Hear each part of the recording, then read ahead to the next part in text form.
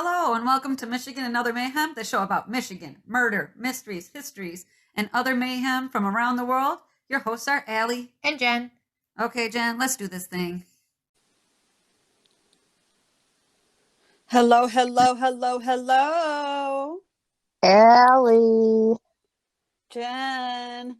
What's going on? Nothing. We might have someone joining us today. We'll see if that works out. Also, modern technology. Whoa, a lot of buttons. Right, because see, what everybody doesn't know is I normally start these. I am the button pusher. You are the button pusher. You're the one at work that fixed an IT solution that involved you wearing the same clothes 2 days in a row. When you were like, I'm wearing yesterday's clothes, I'm like, oh shit, I do remember liking that sweater yesterday. Right? Yeah, you know? This week I have been sick. Oh, have you been? I was just coughing because I swallowed wrong. No, so if you hear crackling and nothing from me, it's because I'm drinking out of my water bottle. It's been an interesting week, to say the least. Man, you probably just got worn down with all that shit at work. I mean, whoa, girl, whoa, you were always there. Every time I pulled up, you were there, and every time I left, you were there. And I work a long day, so that means you work a longer day. Right. What's been going on with you? Nothing. I really haven't been doing shit. I actually have today's article is Nobody Dies. Nobody dies. It's entertaining instead of filled with death. So I wanted to give us a break because I did a lot of murders. And in my next few episodes, it's going to be a lot of murder. Well, I have the murder of Doug Estes and Jim Bennett. Okay. And it turns into a cold case, but it gets interesting at the end. Oh, really? Yeah, you want me to tell you about it? Yeah, and just so you know, next time we record, I have one that has a cool ending too. So I have cool ending ones, okay? Good. Right? Right, just decent. So mine's back in November 1990. Okay. The body of Doug and Jim were found dead in the Fulton State game area, and it's around the Battle Creek area. Okay. And they were hunting there, and they were shot. So during the investigation... Wait, the two guys are shot? Yep, the two guys are shot. The hunters are shot? Yep, the hunters, Doug and Jim, are shot. Okay. They were both shot in the back. Oh. And during the investigation, it was found that they were both shot with completely different bullets. Okay. From two different guns. Okay. One of the hunters' guns was found a couple days later by a person, Jim Titus, who's so one of the dead hunters' gun is found? Yep. Okay. And it's found by, if I'm not making sense, you let me know. No, I'm just trying to make sure I understand. It has been one of those days, but bring it to me. Yep. Yeah. Two guys, they're out hunting. Somehow they both get shot in the back. Yeah. Two different bullets. Two different types of bullets. Okay. They find one of the dead guy's guns later. Yep.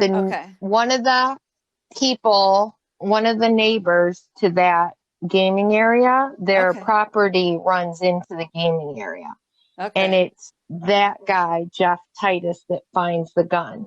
Okay. Makes sense. He lives nearby. All right. Yep. When the police check out the gun, it had been wiped down. Okay. So it was completely clean. Okay. So police interviewed people whose property ran up to the game area. Other people that were in the game area at the time. No suspects. Okay. Case goes cold. Okay? Yeah. Fast forward to 2000. A cold case team picks it up. Okay. And they start going through what the original investigators found.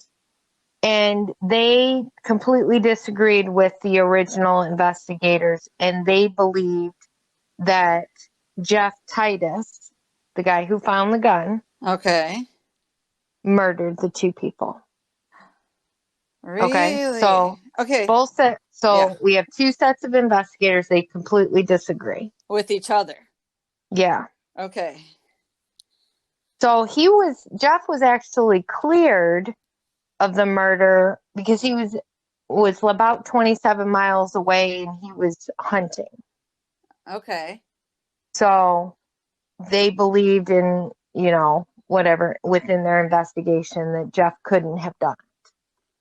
And that's why they cleared him. The cold case team believed that he could do it. Oh, okay. During the original investigation, there was two witnesses that were interviewed that had stopped and offered to help a driver that was stuck in the ditch near where Doug and Jim were murdered. Okay. They brought in a sketch artist at that time, and that person drew up a picture of who they helped. And it actually resembled Thomas Dillon, who was a serial killer from Ohio that was targeting hunters and fishermen. Oh, okay. I did not know that there was one out there doing that. I didn't know either. Makes me want to look that shit up. I didn't even know that was a thing. That's a thing. Okay. So the new investigation team felt strongly that, again, that the original team was incorrect. Okay. That Jeff was their man.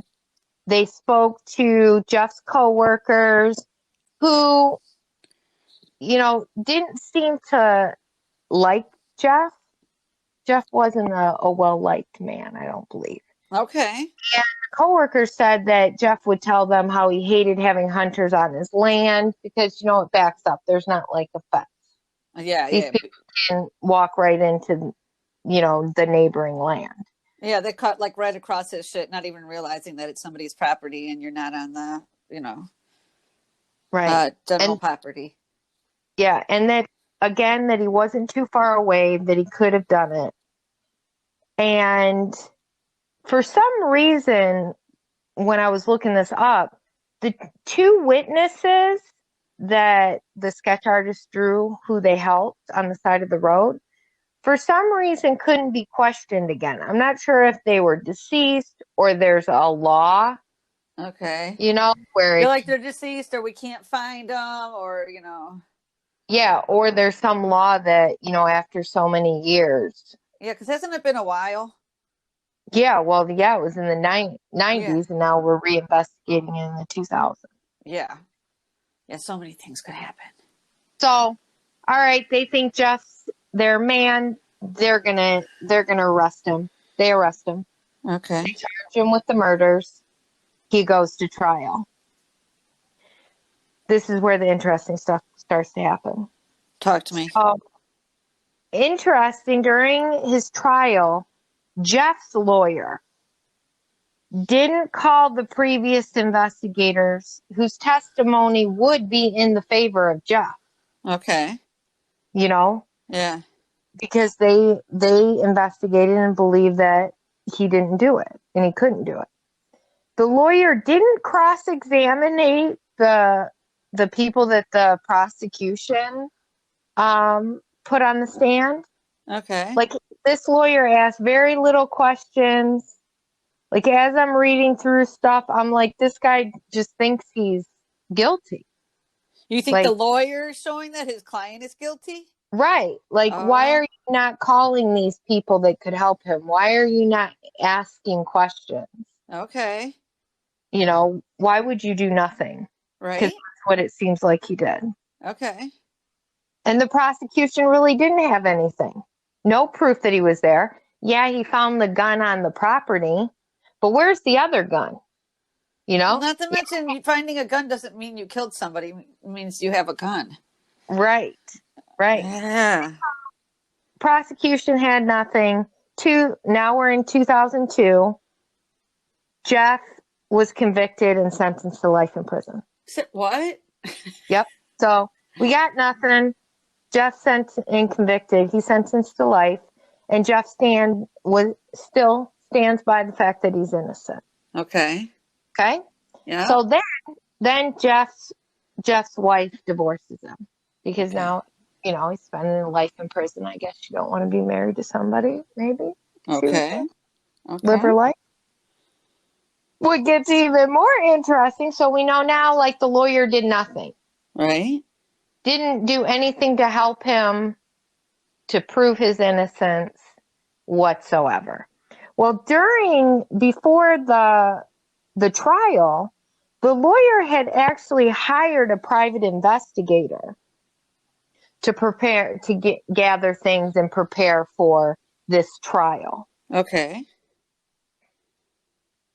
I find it funny that it's found that after Jeff's wife divorces him, and then the private investigator that the lawyer hired marries his wife in 2005. Marries Jeff's wife? Jeff's wife. What? So I think it's funny that, this lawyer hires his private investigator, so obviously they know each other. This guy, private investigator, is obviously investigating his wife. Right. The lawyer and investigator are buddies. Now the lawyer's going to make sure he goes down, being why no one that, the investigators weren't called. There wasn't any real, questioning of the people that the prosecutors put on the stand. Okay, see here, this is what I thought here's where I thought you were going with it. That the private investigator investigates and finds all this evidence that says it really was him. Like maybe he told the wife he had killed these men. It's one of the things he would threaten her with. Like, if you ever try to leave me, I'll kill you like I killed these guys and I got away with it or whatever. You know what I mean? That's where I thought you were going with that. No. That that they figured out through the private investigator that he really was guilty. So he didn't even try during the trial. Because he's like, fuck it, this guy's guilty. No. I guess he wanted to marry his wife. I love how brains work. I think it seems so fishy. It does seem fishy. Like, but I thought it was like fishy the other way. Like, he investigated his own client, was like, fuck it, this guy's guilty. And so he, even though it should be his duty to try, he did not try. To try or excuse yourself, excuse yourself or try, one of the two. Right. Yeah. Right. So the first set of detectives feel strongly that Jeff is innocent. He didn't do it. So they took his case to the Innocence Project. Okay. And so now the Innocence Project is trying to help free Jeff. Okay. And they believe that it's completely possible that this Ohio serial killer traveled up to Michigan. Right. Murdered and had plenty of time to get away. Oh, yeah. Fuck yeah. And it's not that Ohio's that far. Come on, we touch each other. Right. Well, currently, all appeals Jeff has done have been rejected so far. And I did find out this morning when I was Googling, try to find more stuff on the lawyer, that the investigation Discovery this month in November is going to do a episode on Jeff's case. Okay. Wow. It's called, the series on that investigation Discovery is called Killer in Question, I think. Killer in Question. Okay. And that's the one about Jeff? Yeah. All right, dude. That's kind of cool. I think that the lawyer and the investigator were buddies, and the investigator wanted to get with the wife. I mean, how you're convicted in 2002, your wife divorces you. I know that takes a bit of time. And then in 2005, you're married to this dude's wife. Or what if Jeff was an asshole? So the wife wants to divorce and meets the bodyguard. They have instant chemistry. It's great.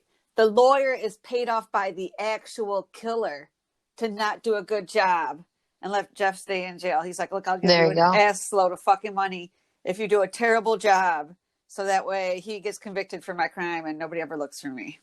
Yeah, or the wife paid the lawyer. Or the wife paid the lawyer. Yeah. I know. Good. It's like this would be the second one lately, because I did another one. I can't remember which one it was, where it's like you're just looking at all this stuff and like, how could anyone sit there as a juror and be like, yeah, that's a great idea.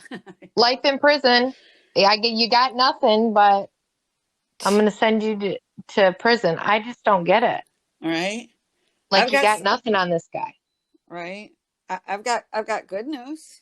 Well, I've got more positive stuff. I do. Okay. Some of it is Michigan related. Do you like Billy Joel at all as a singer? I love Billy Joel. Okay. Well, what I'm going to do today, I'm going to talk to you about different songs that are written about people. And I don't know if you know that Billy Joel actually writes a lot of his own songs.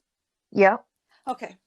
So Billy Joel married Joel, not Joe. Billy Joel married Elizabeth Weber Small in 1993.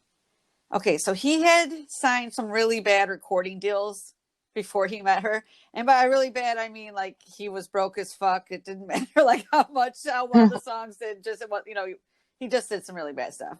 So she's the band's manager. And this type of job, and this is 1973, this type of job is usually reserved for men. And I don't know if you know, but 1973? Yeah, I don't know if you know, but it wasn't until like 1970 that a woman could open up her own bank account. Oh, no, I didn't know that. Yeah, so here she is like a manager for these men.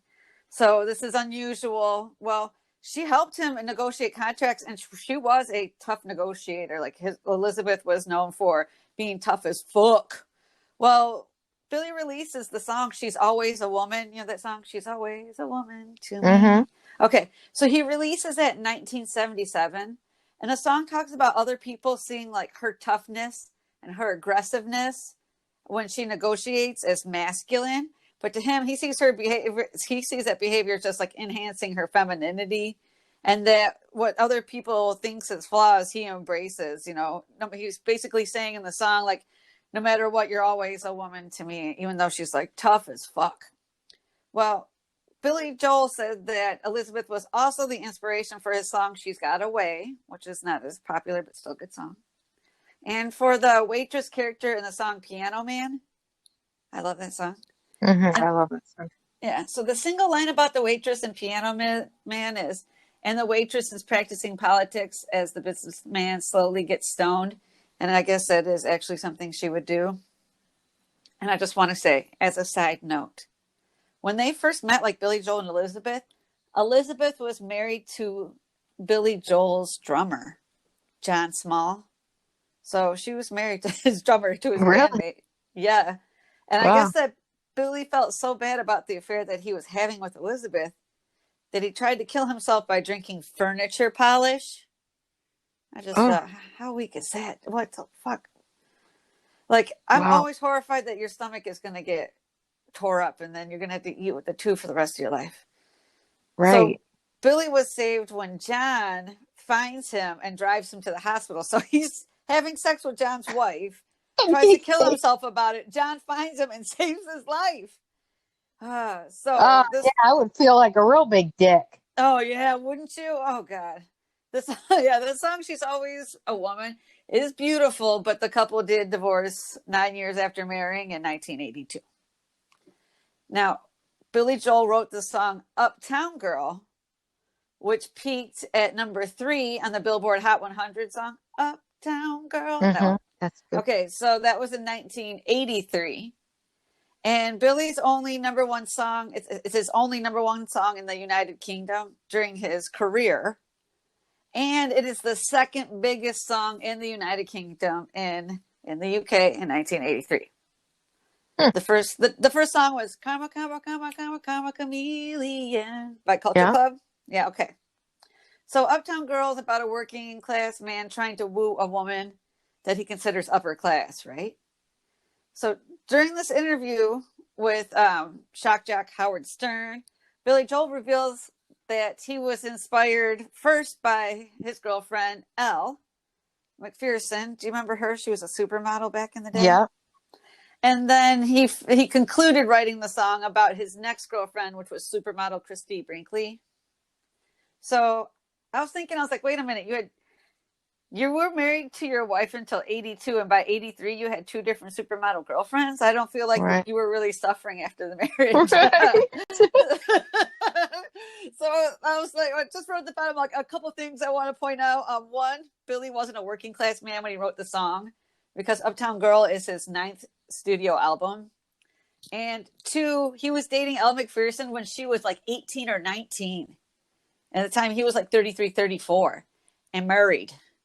And then number 3 was, I think he wanted to brag about, basically on the Howard Stern show, he wanted to brag about banging 2 women who were considered some of the most beautiful women of the 1980s. You know what I mean? Yeah. So another song is, I like the song Veronica by Elvis Costello. Have you ever heard that one? I don't think so. It's also a 90s song. And he wrote it about, the song Veronica, it's about his grandmother. And she suffered from Alzheimer's disease before she died. And the song's about this older woman who lives a quiet life in a nursing home when, you know, as she slowly loses her memories. And he actually wrote that song with Paul McCartney from the Beatles. Oh, I'm sorry. It was from 1989. I said the 90s. I'm sorry. It came out in 89.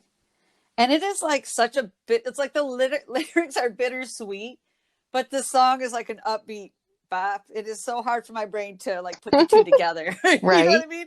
Like, I'm cheerful and I'm sad. It's hard.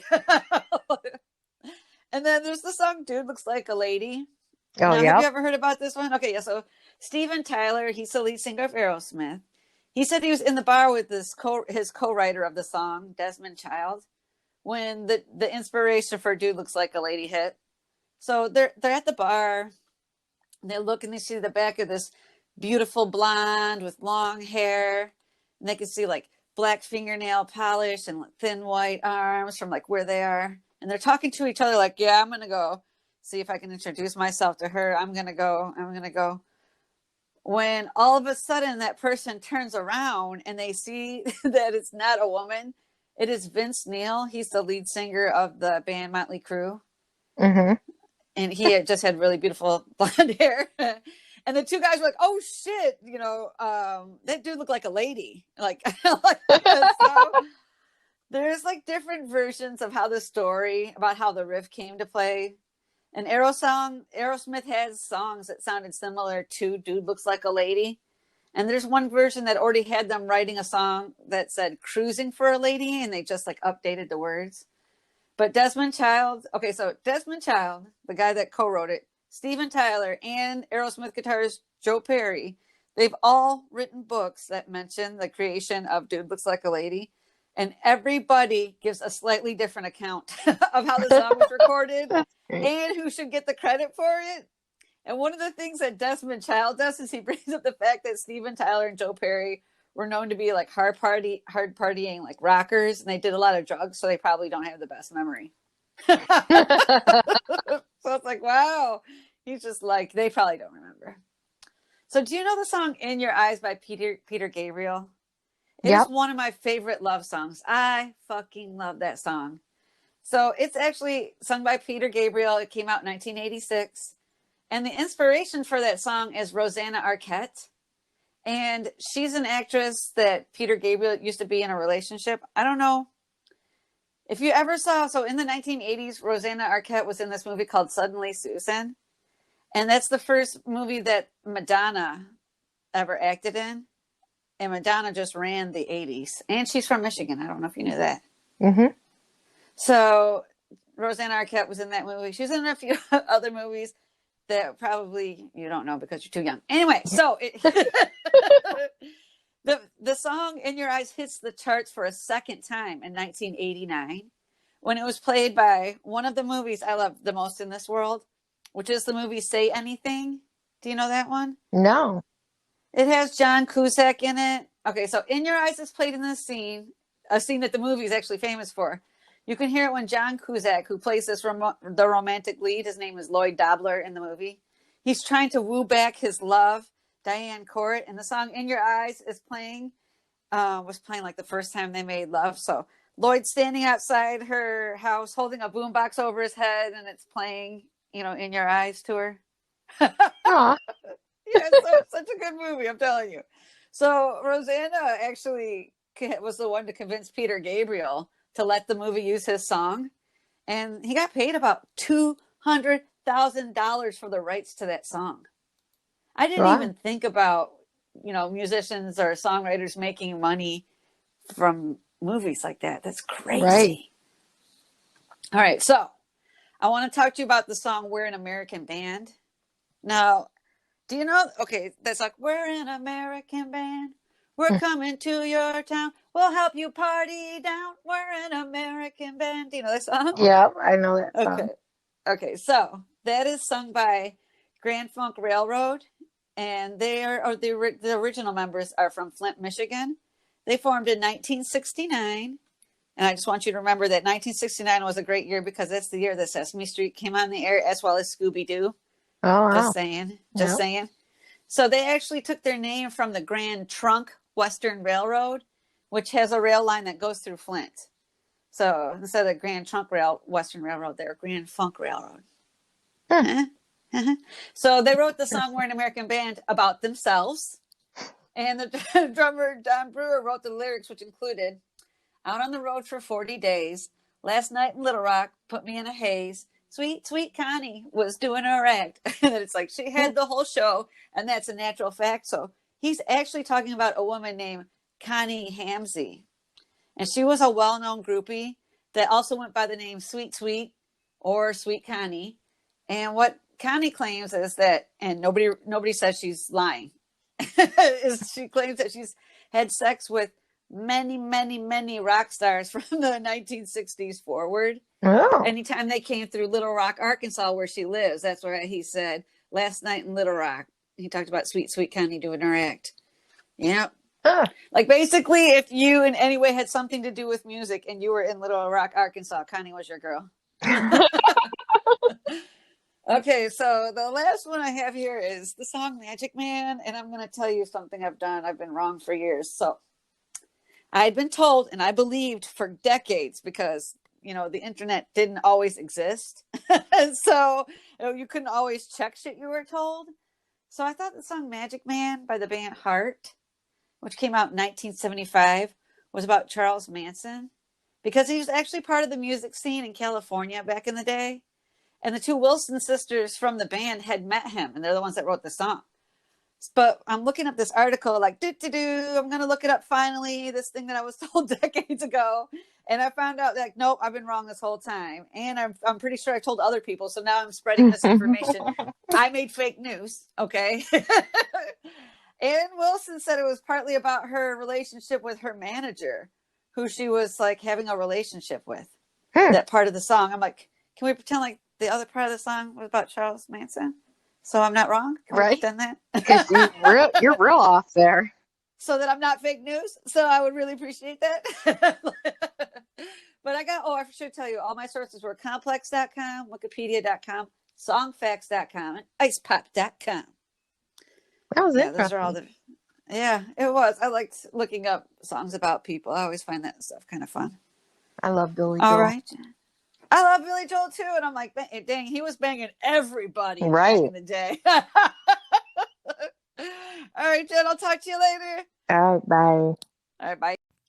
Contact us at Anchor or Michigan and Other Mayhem at gmail.com or on Facebook to join the conversation, listen to the podcast, or correct us when necessary. Rate and subscribe to our podcast on your favorite podcast provider. Bye-bye now.